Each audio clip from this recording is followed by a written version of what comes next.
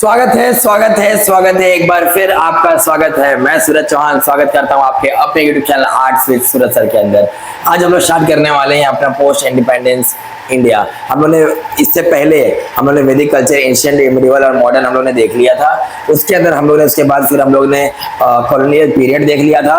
अब हम लोग आने वाले हैं पोस्ट इंडिपेंडेंस इंडिया के ऊपर। ऐसे करके हम लोग ने हिस्ट्री का फर्स्ट लेसन, पॉलिटिकल साइंस का फर्स्ट सेशन, ज्योग्राफी का फर्स्ट सेशन और अभी सोशियोलॉजी का फर्स्ट सेशन कंप्लीट करने वाले हैं। ठीक है ना। लेक्चर के साथ बने रहिए, आपको सारी चीजें फिर से समझाएंगे।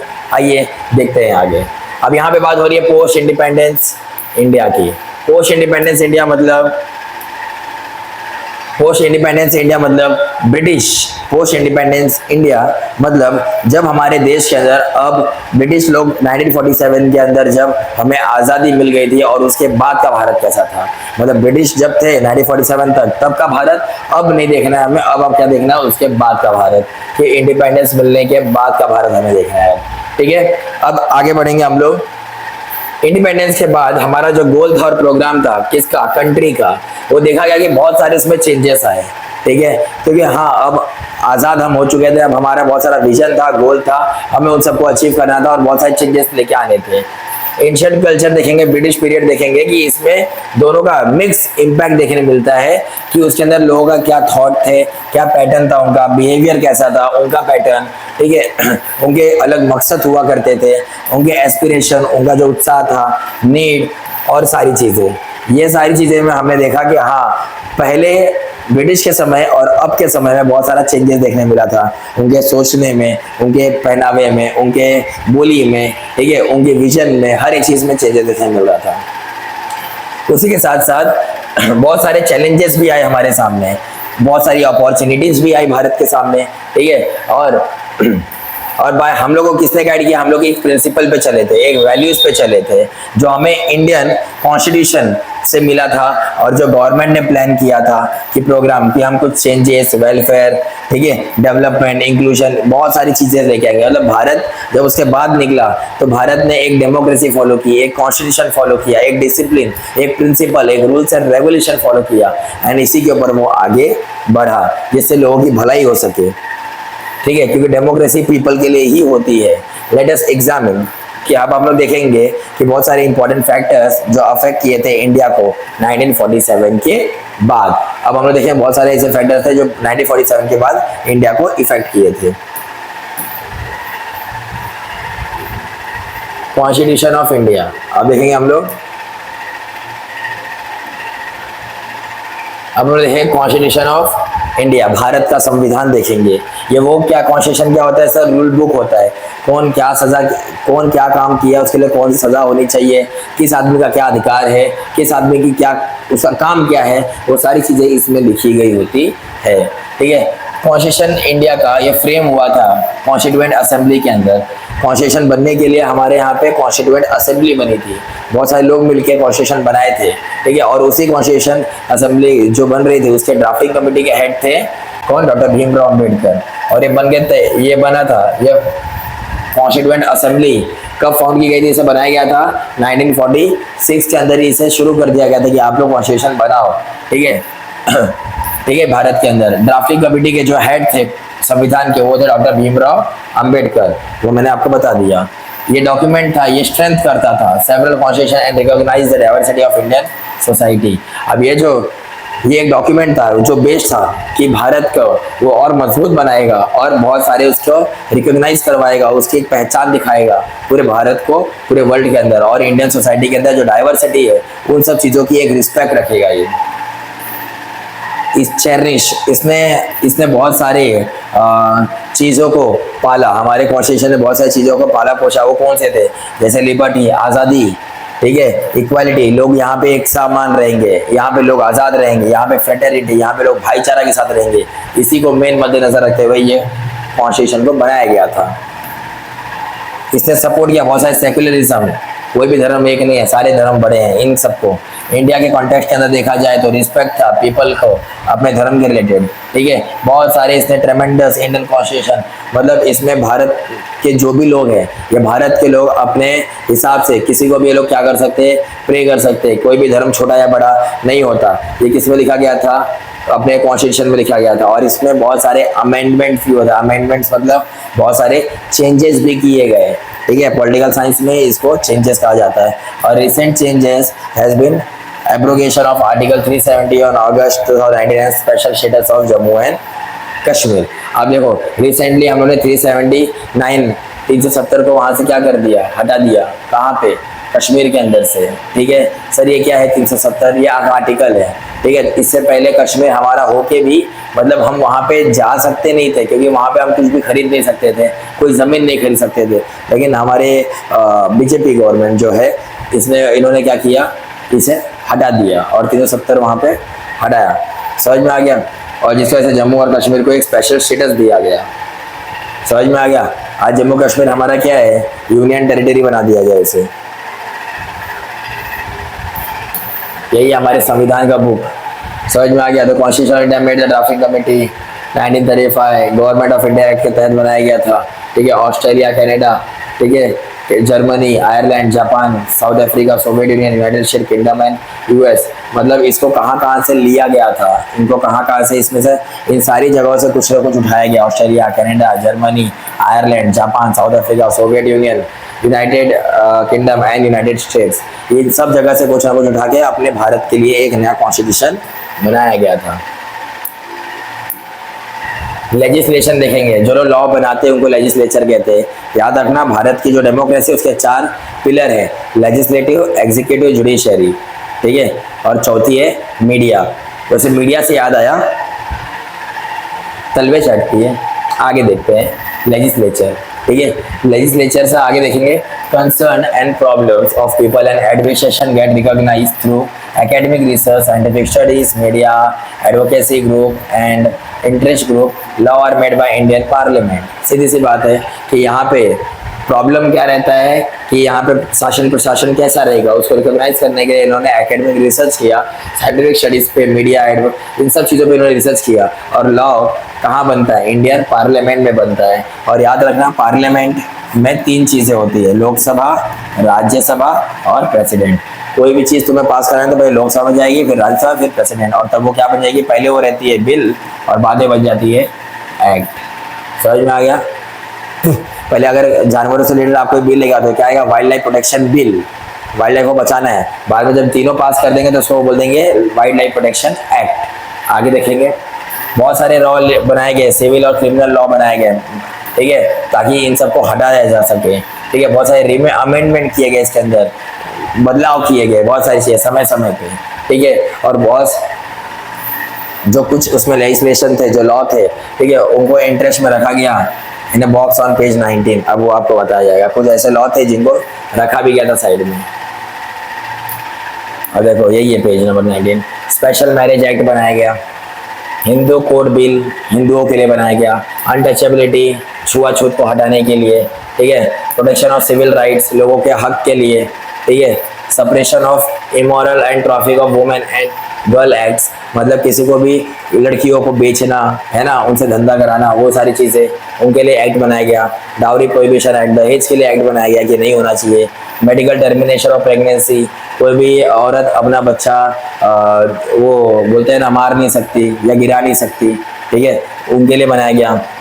Narcotic drug and psychotropic substances, जो लोग ड्रग्स और ये सब चीज़ों में डील करते हैं उनके लिए लॉ बनाया गया ताकि ये सब ना हो सोसाइटी के अंदर, ठीक है।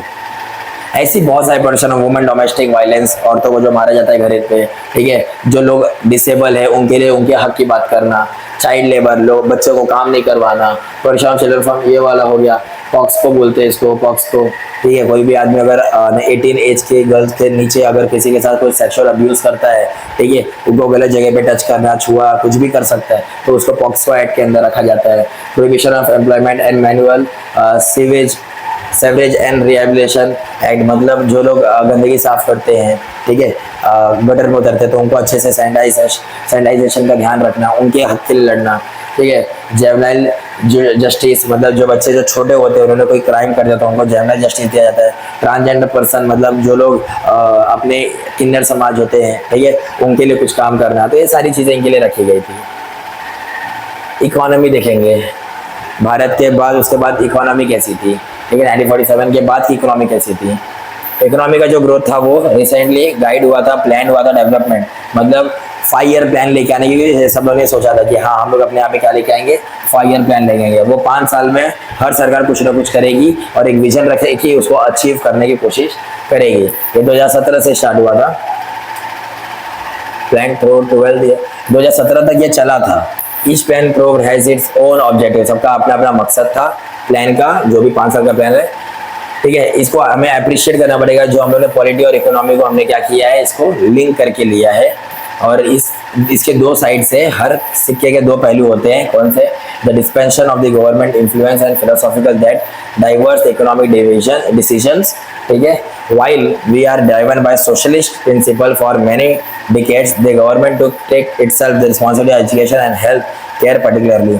ध्यान दो, पहले से हम लोग, हमारे यहाँ पे सब कैपिटलिस्ट चीजें चल रही थी, लेकिन आज़ादी के बाद हम लोग ने क्या अपना लिया था, मिक्स्ड इकोनॉमी, जहाँ पे प्राइवेट और गवर्नमेंट दोनों एक साथ मिलकर काम करेगी और एक साथ आगे बढ़ेगी, ठीक है। कहीं कहीं ऐसा लिमिटेशन डाल दी कि ये प्राइवेट सेक्टर इस चीज़ में नहीं जा सकता, जैसे हथियार बनाना है, न्यूक्लियर वेपन बनाना है, रेलवे है, इन सब में प्राइवेट वाले नहीं घुस सकते, इसमें गवर्नमेंट ही रहेगी। धीरे धीरे करके लोग रेलवे को भी अब प्राइवेटाइज कर रहे हैं। अब इसमें क्या था, इट वॉज लोग एजुकेशन देना, हेल्थ केयर फैसिलिटीज है, इनका जिम्मेदारी था। 1991 के बाद डिसिसिव चेंज आए हमारे यहाँ पे, और जिसको हम लोग ने globalisation, indeed globalisation had the share of positive but there are criticism too. अपना 1991 का अगर तुम्हें दौर याद होगा तो 1991 के समय पीवी नरसिम्हा राव की सरकार थी, और उस समय तत्कालीन जो वित्त मंत्री थे, फाइनेंस मिनिस्टर थे, नाम था उनका मनमोहन सिंह। और उसी समय हमने एलपीजी लेके आके दिए थे, जो इंटरनेशनल मॉनेटरी फंड ने हमें जबरदस्ती एलपीजी लगाने के लिए बोला था, और तभी हमारी देश पटरी पे आई थी। तो एलपीजी मतलब liberalisation, privatisation and globalisation. Liberalisation मतलब अपने देश के अंदर जितनी भी कंपनियों को आज़ादी दो, वो कुछ भी कंपनी खोल सकती है। प्राइवेटाइज मतलब जो भी गवर्नमेंट कंपनी, उनको हटा के प्राइवेटाइजेशन, प्राइवेट कंपनी बनाओ। और जो ग्लोबलाइज है, पूरे वर्ल्ड के अंदर अपना इंडिया का दरवाजा खोल दो, कोई भी आके ट्रेड करे, तुम भी बाहर जाकर ट्रेड करो, सो ग्लोबलाइजेशन कहा गया। तो 1991 के बाद ये सारी चीज़ें हमें देखने मिली, लेकिन इसमें कुछ अच्छाइयाँ भी थी, कुछ बुराइयाँ भी। अच्छाइयाँ ये थी कि हमारे देश के पास पैसे आए, बुराइयाँ ये थी कि हमारे लोकल मार्केट सफ़र नहीं कर पाए एंड वो डिस्ट्रॉय हो गए। 2017 के बाद चेंजेस आए, डिमोनेटाइजेशन, जो नोटबंदी हुई थी, क्योंकि 2017 में मोदी सरकार आई थी, बीजेपी। टैक्सेशन पॉलिसी लगा दिया गया, जीएसटी लगा दिया गया, वेलफेयर स्कीम्स लाई गई, बॉर्डरलेस ट्रेड हुआ हमारे यहाँ पे, कोई भी बॉर्डर नहीं, उसमें ट्रेड होगा। स्वच्छ भारत अभियान चलाया गया, प्रमोट किया गया, क्या प्रमोट किया गया, एंटरप्रेन्योरशिप मतलब बिजनेसमैन आइडियाज को प्रमोट किया गया। आगे देखेंगे एजुकेशन, एजुकेशन कैसा था 1947 के बाद, ठीक है। बहुत सारे इसमें सिग्निफिकेंट एक्सपांशन, इंपॉर्टेंट एक्सपांशन देखने मिले थे हमें, ठीक है। आंगनबाड़ी खुली थी, स्कूल्स खुले थे, यूनिवर्सिटीज खुली थी, और बहुत सारे अलग अलग तरीके की यूनिवर्सिटी खुली थी। ऑटोनॉमस इंस्टीट्यूशन भी खुले थे, जो खुद अपने बच्चों का एग्जाम कंडक्ट कराते हैं। IIT, Indian institute of technology, ये सारे स्टार्ट हुए थे। Indian institute of management, IIM, ठीक है, जो मैनेजमेंट की पढ़ाई करते हैं। IIIT, Indian institute of information technology, ठीक है, ये यहाँ पे हुआ था। और nets, national institute of technology, ये सारी चीज़ें यहाँ पे स्टार्ट हुई थी, ताकि बच्चे एजुकेशन की फील्ड के अंदर आगे और मुकाम हासिल करें। वोकेशनल प्रोग्राम चलाए गए थे, ओपन लर्निंग, जो लोग घर से बैठ के पढ़ाई करना चाहते थे, ऑनलाइन एजुकेशन, जो लोग ऑनलाइन पढ़ के तैयारी करना चाहते थे, सेल्फ लर्निंग अपॉर्चुनिटी, ये सारी चीज़ें यहाँ पे दी गई थी कि आप एजुकेशन के अंदर इन सब तरीक़ों से आप पढ़ सकते हो, आपकी पढ़ाई में कोई भी रोड़ा नहीं बनेगा। इसके बहुत सारे कोर्सेज भी थे। Indeed, there are waves of certain courses flourishing time and time. Number of teachers also risen. मतलब बहुत सारे कोर्सेज समय समय पे नए नए आए, अलग अलग टीचर्स चेंज हुए, नए नए टीचर्स आए, ठीक है, उनकी संख्या बढ़ी, ठीक है। एजुकेशन के अंदर डिमिनिश देखने मिला, ठीक है। एजुकेशन के अंदर बहुत सारे चैलेंजेस मतलब देखने मिले। Education policy has been formulated in 2020 and it transform education cross all level, ठीक है। और 2020 के अंदर न्यू एजुकेशन पॉलिसी आ गई, ठीक है, एंड जिसकी वजह से हम लोगों ने देखा कि 2020 के अंदर अब ट्रांसफॉर्म आ रहा है, बहुत सारा एजुकेशन के अंदर क्या आ रहा है, ट्रांसफॉर्म आ रहा है। Enrolment is higher education in India in millions. अब देखो 2006 और 2007 से लेके 2016 और 17 का डेटा दिखा रहा है कि प्राइवेट और सेंट्रल गवर्नमेंट ने कितना काम किया है, क्या किया है, वो चीज़ें आपके लिए इतनी इंपॉर्टेंट नहीं है। पॉलिटी देखेंगे, यहाँ की पॉलिटिक्स कैसा काम की, ठीक है, पोस्ट इंडिपेंडेंस के बाद 1947 के बाद। तो 1947 के बाद taken governance most on principal of democracy, यहाँ की जो पॉलिटिक्स थी वो डेमोक्रेसी पे ही चल रही थी तब, ठीक है। इंडिया जो थी वो मोस्ट पॉपुलर डेमोक्रेसी बन गई थी वर्ल्ड के अंदर, वर्ल्ड लार्जेस्ट डेमोक्रेसी बन गई थी इंडिया, क्योंकि यहाँ पे पॉपुलेशन बहुत ज़्यादा था, and world oldest democracy USA है, याद रखना। The three arms government, executive, assembly, legislative, ठीक है, एंड जुडिशरी, मैंने बताया था ना आपको, legislative, executive and judiciary, and चौथा आएगा, चौथा कौन आएगा, कल में चढ़ने वाले, that is media. We have three principle of democracy, decentralisation where power percolate down to the grass root level. हमारे यहाँ पे डिसेंट्रलाइजेशन है, सेंट्रलाइजेशन है, मतलब पावर सब में डिवाइड है, ठीक है। सेंट्रल गवर्नमेंट पूरा नहीं देखता है, वो स्टेट गवर्नमेंट को भी ट्रांसफर करता है, स्टेट गवर्नमेंट पूरा नहीं, वो डिस्ट्रिक्ट में भी ट्रांसफर करता है, डिस्ट्रिक्ट मतलब जन पंचायत में भी उसे ट्रांसफर करता है power. Indian political system longer recognition of former statues of princes, nawab, raja, rani, ये सारे टाइटल्स को इन्होंने हटा दिया, कोई भी राजा, रानी, नवाब ये सब नहीं लगाए अपने नाम के आगे, क्योंकि अब सब लोग क्या हैं, एक है, ठीक है। All citizens are equal in the eyes of law, modern has embrace, संविधान की नज़र में हर कोई सेम है, चाहे वो अंबानी हो, चाहे वो अडानी हो, चाहे वो मोदी हो। किसी ने अगर क्राइम किया है तो उसे सजा जरूर मिलेगी, क्योंकि डेमोक्रेसी है, जनता का रूल है। यहाँ पे वोटिंग होता है, इलेक्शन होता है, 18 साल के ऊपर वाले सब वोट डाल सकते हैं। यहाँ पे मल्टी पार्टी होती है, बहुत सारे पार्टीज आप चूज कर सकते हो, नेशनल पार्टी होती है, स्टेट पार्टी होती है, बहुत सारी तरीके की पार्टी होती है। इंडिविजुअल को यह हक है कि वो इलेक्शन में उठ सकता है, खड़ा हो सकता है, इलेक्शन में वोट डाल सकता है। यहाँ पे सारी चीजें आज़ादी के बाद पॉलिटिक्स यहाँ का ऐसा था। देखा जाए ऑल्सो यहाँ पे फेडरल सिस्टम है, जहाँ पे स्टेट गवर्नमेंट और सेंट्रल गवर्नमेंट मिलके काम करती है, सेंटर, स्टेट, यूनियन टेरिटरी सब मिलके काम करते हैं। गोल, पॉलिसी, एजेंडा जो था गवर्नमेंट का, वो सबको एक प्रिंसिपल और एक आइडियोलॉजी पे जोड़ के रखता है, ठीक है। मतलब उनका क्या अपना प्रिंसिपल है और उनकी क्या अपनी आइडियोलॉजी है, उसके ऊपर वो आगे बढ़ते हैं और अपना गोल अचीव करते हैं, ठीक है। यहाँ पे डिफरेंट और मल्टीपल व्यूज थे सबके, एक लेफ्ट, राइट और सेंटर, ठीक है। मतलब बोलते ना, कोई लेफ्ट सोच रहा है, कोई राइट सोच रहा है, कोई सेंटर में सोच रहा है। The role of the opposition is the responsibility of the keeping check. अब जो अपोजिशन था उसका ये काम होता है, अपोजिशन पार्टी जो हार जाती है लेकिन जिसको मेजोरिटी ऑफ वोट मिले रहते हैं, तो वो पार्टी क्या करती है, अपोजिशन पार्टी बिल्ड करती है, और उसका ये काम रहता है कि जनता के सवालों को भी वहाँ रखना और गवर्नमेंट क्या काम गलत कर रही है उसे उस पर रोकना और उसे समझाना, ठीक है। तो ये सारी चीज़ें चेक करती है वो अपोजिशन पार्टी, और ये डेमोक्रेटिक सोसाइटी में ऐसा ही होता है।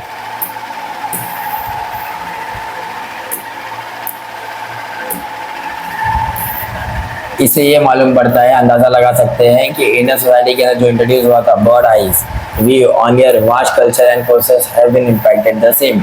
मतलब अपने देश के अंदर जो इतनी बड़ी आबादी है, आबादी में इतने सारे धर्म हैं, इन सबके ऊपर नज़र रखना, ये जबकि हमारे यहाँ पे हो रहा था, ठीक है, और अच्छे से हम इसको कर रहे थे, ठीक है। शायद इक्विक्स understand like social study social changes in India, examine the hurdles that we have face respect to the progress and development.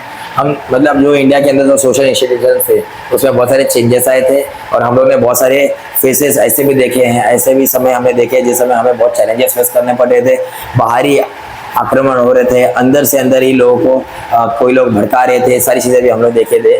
और उसी समय पे we can view some important challenges that we lie ahead of us in the future. और हमें ऐसे भी हमने दौर देखे कि जो ऐसी समस्याएं जो फ्यूचर में भी आ सकती हैं और आने वाली हैं, तो उनके लिए भी हम तैयार रहें।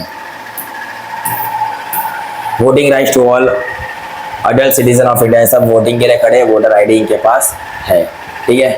और अब इसका है ये क्या, समरी, और यहीं पे अपना जो लेसन है वो होता है खत्म। आई होप आपको ये सारी चीज़ें अच्छी तरीके से समझ में आई होगी। चीज़ों में ज़्यादा कुछ था नहीं, आपको बस को ऊपर ऊपर समझना है एंड डीप में लिखना है। चीज़ों को आप एक बार समझ लिए, उसकी नर्व्स पकड़ लिए, एंड आपको चीज़ें समझ में आने लग जाएगी। आई होप आपको ये सारे लेसन्स समझ में आए होंगे। चैप्टर नंबर 1 सोशियोलॉजी का हमारा पूरा तरीके से कंप्लीट होता है, ठीक है।